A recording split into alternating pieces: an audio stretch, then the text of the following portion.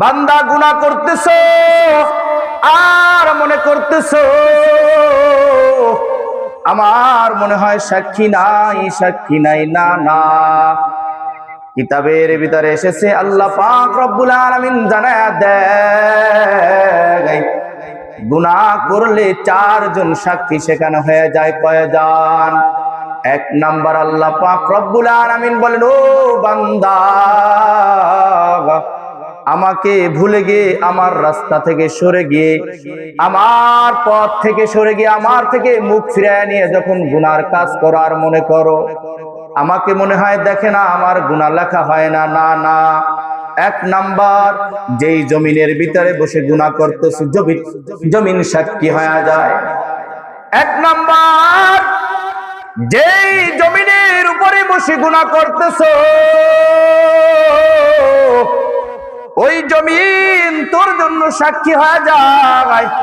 আল্লাহ পাক রব্বুল আলামিন বলেন, ইযা যুলজিলাতিল আরদু জিলজালাহা ওয়া আখরাজাতিল আরদু আসকালাহা ওয়া ক্বালাল ইনসানু মা লাহা ইয়াওমা ইযিন তুহাদ্দিসু আখবারাহা বিআন্না রাব্বাকা আওহা লাহা। কিয়ামতের ময়দানে আল্লাহ পাক রব্বুল আলামিনের কাছে এই জমিন তার সব কিছু প্রকাশ করে দিবে। সুবহানাল্লাহ। দুই নাম্বার, বান্দা গুনাহ করে পার পাইয়া যাবা মনে করেছো, আল্লাহ পাক রব্বুল আলামিন বলেন দুই কাঁধে কিন্তু দুইজন মুহুরি দিয়া দিছি, নেক কাজ করলো লিখবে, গুনার কাজ করলো লিখবে। আল্লাহ পাক রব্বুল আলামিন বলেন কিরামান কাতিবিনা ইয়ালামুনা মা তাফআলুন। বান্দা তুই ভালো কাজ করলো ফেরেশতা লিখবে, খারাপ কাজ করলো ফেরেশতা লিখবে। দুই কাঁধের ভিতরে কিন্তু দুইজন মুহুরি দিয়া দিলাম। সুবহানাল্লাহ। তিন নাম্বার আল্লাহ পাক রব্বুল আলামিন বলেন বান্দা তোর তিন নাম্বার সাক্ষী হলো আমল। বান্দা যদি নেক আমল করো তাও তোর সাক্ষী হিসাবে দাঁড়াবে, বান্দা যদি তুই বদ আমল করো তাও তোর সাক্ষী হিসাবে দাঁড়াবে। আল্লাহ পাক রব্বুল আলামিন বলেন ইল্লাল্লাযীনা আমানু ওয়া আমিলুস সালিহাত ওয়া তাওয়াসাউ বিল হক ওয়া তাওয়াসাউ বিস সাবর। আল্লাহ পাক রব্বুল আলামিন বলেন বান্দা নেক আমল করবি জান্নাতের রাস্তা, আর যদি বদ আমল করো তাহলে জাহান্নামের রাস্তা। নেক আমল যদি করো, ভালো ভালো ভালো ভালো কাজগুলো যদি করো, এ বান্দা যদি নেক আমল করো তাহলে ইহদিনাস সিরাতাল মুস্তাকিম, তোর জন্য সরল সোজা পথ জান্নাতের পথ। আর যদি গুনার কাজ করো তাহলে গায়রিল মাগদুবি আলাইহিম ওয়ালাদ-দাল্লিন, তোর জন্য বাঁকা পথ জাহান্নামের পথ। এ বান্দা জাহান্নামের আগুন কিন্তু সহ্য করার মতো না, দুনিয়ার আগুন 1 মিনিট সহ্য করা যায় না। আর মনে করেছো জাহান্নামের আগুন সহ্য করতে পারবা না, না, দুনিয়ার আগুনের চেয়ে হাজার হাজার হাজার হাজার গুণ বেশি তেজ, যার নাম হলো জাহান্নামের আগুন। আল্লাহ পাক রব্বুল আলামিন বলেন 3 নাম্বার সাক্ষী কি জানো? 3 নাম্বার সাক্ষী হলো তোর অঙ্গ প্রত্যঙ্গ। আল-ইয়াওমা নাখতিমু আলা আফওয়াহিহিম ওয়া তুকাল্লিমুনা আইদিহিম। আল্লাহ পাক রব্বুল আলামিন বলেন গুনার কাজ করেছো, তোর জিহ্বাকে বন্ধ করে দেওয়া হবে।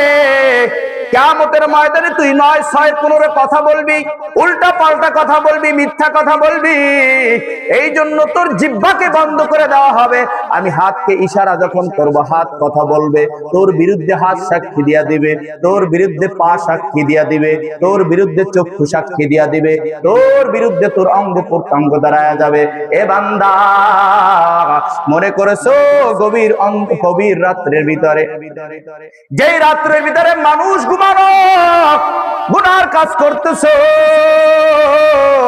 মনে করেছো যে কেউ দেখে না, কেউ দেখে না, ওই গভীর রজনীতে তুই যদি গুনার কাজ কর বান্দা, মনে রাখিস 4 জন সাক্ষী অটোমেটিক হয়ে গেছে।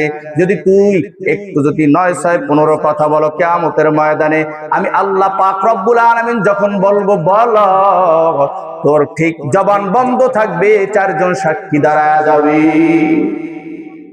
এই জন্য বলেছি তাকওয়া অন্তরের ব্যাপার। তাকওয়া কাউকে আল্লাহর ভয় মাইরা ঢুকানো যায় না। আল্লাহর ভয় ঢুকাইতে হলে এক নাম্বার ঈমান গ্রহণ করতে হবে, দ্বিতীয় নাম্বার আল্লাহর ভয় যদি ঢুকাইতে হয় তাহলে আমল সালেহ করতে হবে, নেক আমল করতে হবে। আর যদি নেক আমল না করেন, যদি মনে করেন আমরা জাহান্নামের শাস্তি সহ্য করতে পারবো, তাহলে যত মনে চায় গুনাহ করো।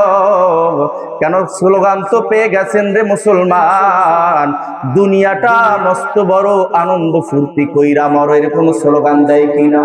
এটা কোনো মুসলমানদের স্লোগান নয়, এটা হলো খ্রিস্টানদের স্লোগান, ঈমান ধ্বংসকারী বেঈমানের স্লোগান।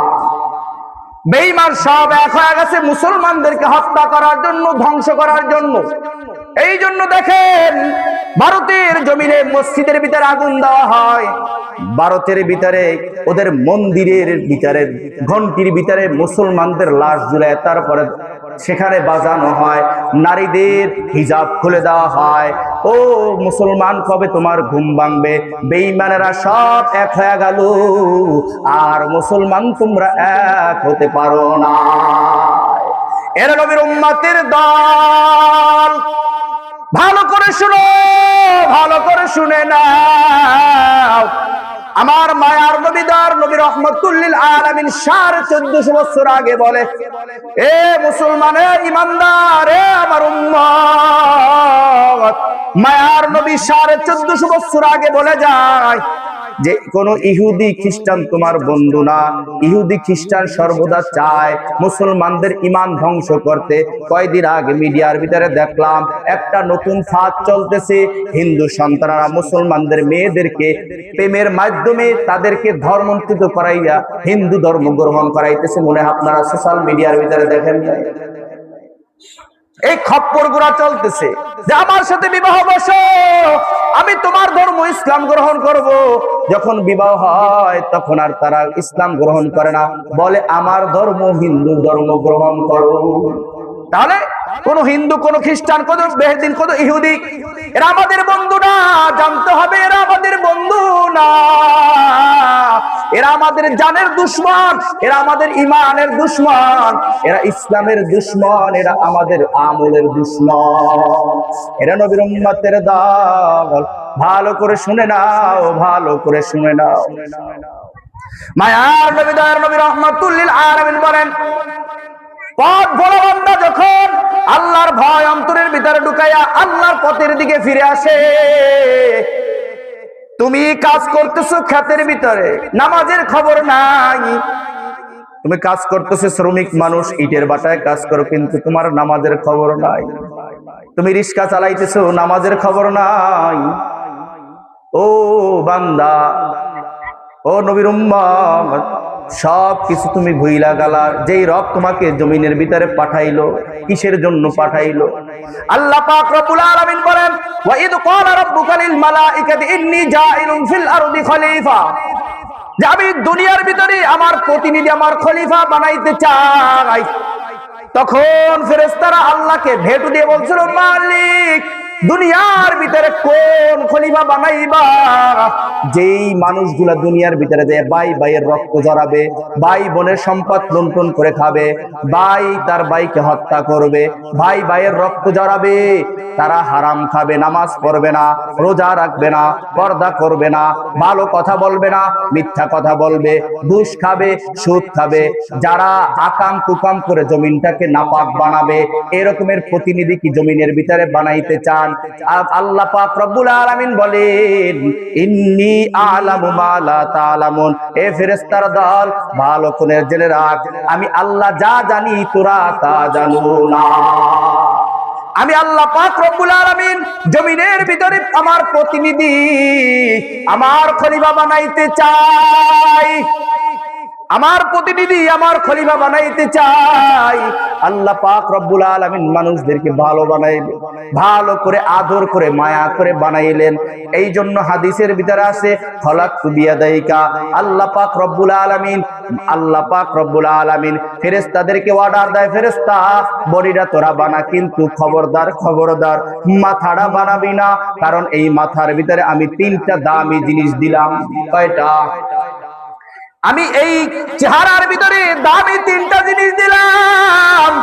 বান্দা ভুল করে শয়তানের রাস্তা অবলম্বন করে যখন গুনার কাজ করবে, আর 3টা জিনিস দিয়ে যখন মায়ার সুরে যখন আমার কাছে ক্ষমা চাবে, আমি আল্লাহ ক্ষমা করে দিলাম।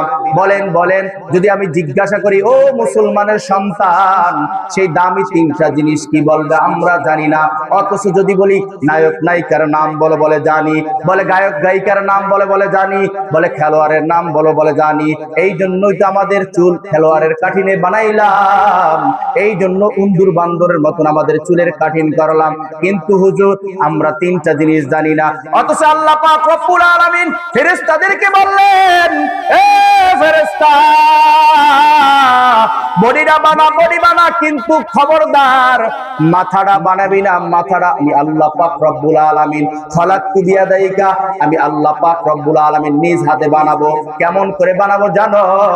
আমি কুদরতি হাত দিয়া টিপা টিপা নাকটা বানাবো, আমি কুদরতি হাত দিয়া টিপা টিপা মুখটা বানাবো, আমি কুদরতি হাত দিয়া টিপা টিপা আমি চোখটা বানাবো, আমি কুদরতি হাত দিয়া মলিন করে আমার চেহারাটা বানাবো।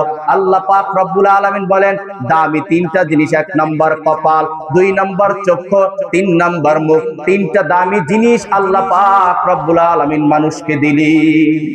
কয়টা জিনিস? 3টা। গুনাহ করবেন, সিজদা দিবেন, নামাজের ভিতরে সিজদা দিয়ে যখন বলবেন সুবহান রাব্বিয়াল আলা, আল্লাহ বলেন তোর সমস্ত গুনাহ মাফ করে দিলাম। যখন গুনাহ করে যখন ভুল বুঝতে পারবেন, যখন 2 চোখের পানি ছেড়ে দিয়ে বলবেন আল্লাহ মাফ করে দাও, আল্লাহ বলে তোর চোখের পানি নাকের ডগায় আসার আগে আমি মাফ করে দিলাম। যখন বান্দা গুনাহ করার পরে যখন বলবে আল্লাহ ভুল করেছি, আস্তাগফিরুল্লাহ, জিহ্বাটা লড়ায় যখন